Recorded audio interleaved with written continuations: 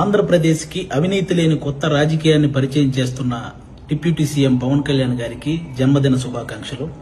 ఆయన గెలిచిన వెంటనే ఆడంబరాలు చేసుకోకుండా ఆదివాసీ ప్రాంతంలో నడవడానికి చెప్పులు, తిరగడానికి రోడ్లు లేని ఆ ప్రాంతంలో రోడ్లు వేయించి వాళ్ళ కాళ్ళకి చెప్పులు కొనిచ్చి పండుగంటే ఏంటో తెలియని వాళ్ళ జీవితాల్లో పండుగ నింపిన మహా మనిషి పవన్ కళ్యాణ్ గారు.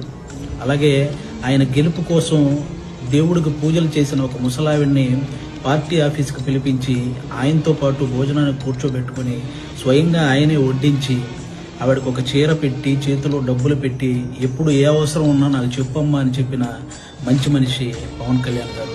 అలాగే వైజాగ్ నోవాటెల్ దగ్గర ఆయన అరెస్ట్ చేస్తారేమో అన్న ఒక ఆందోళనకరమైన పరిస్థితి ఉన్నప్పుడు కింద అప్పటికే జన సైనికులు చాలామంది గుమికూడారు. కానీ ఒక మహిళ ఒక చేతిలో 6 నెలల బిడ్డని ఇంకొక చేతిలో జనసేన జెండాని పట్టుకొని ఎలా అరెస్ట్ చేస్తారో మేము చూస్తామని ధైర్యంగా కూర్చున్న గోవిందమ్మ అనే ఒక మహిళని రీసెంట్గా అల్లూరి పేరుతో జరిగిన జనసేన సభలో ఆవిడ ఫస్ట్ జ్యోతి ప్రజ్వలన ఆవిడ చేత వెలిగించే అటువంటి అవకాశాన్ని కల్పించినటువంటి మనసున్న మనిషి పవన్ కళ్యాణ్ గారు.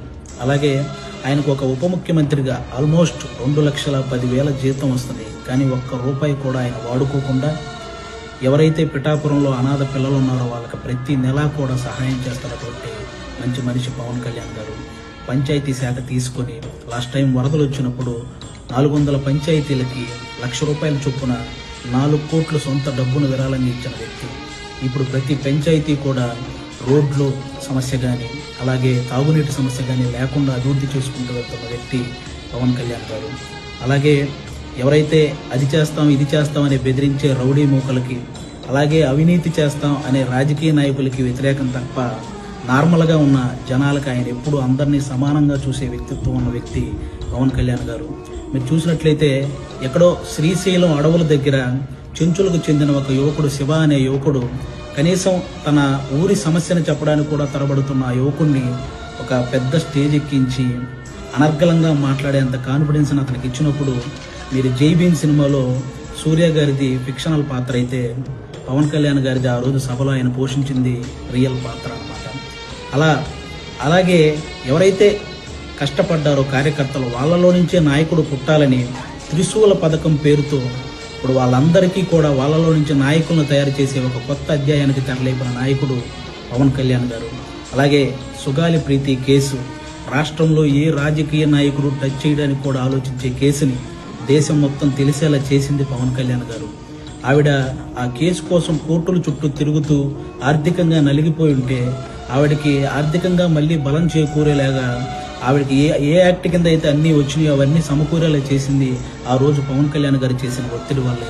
అలాగే ఇప్పటికీ ఆ కేసును కంప్లీట్ చేయాలని కోర్టుల మీద ఒత్తిళ్లు తేవాలని వాళ్ళ ఎమ్మెల్యేలకి ఎంపీలకి అసెంబ్లీలో పార్లమెంట్లో పోరాడమని చెప్తుంది కూడా పవన్ కళ్యాణ్ గారే. అలాంటి వ్యక్తిని ఆ ఇష్యూని ఏదో రాజకీయంగా వాడుకున్నారు అని అంటున్నారే, ఆ మాటలు చాలా తప్పండి.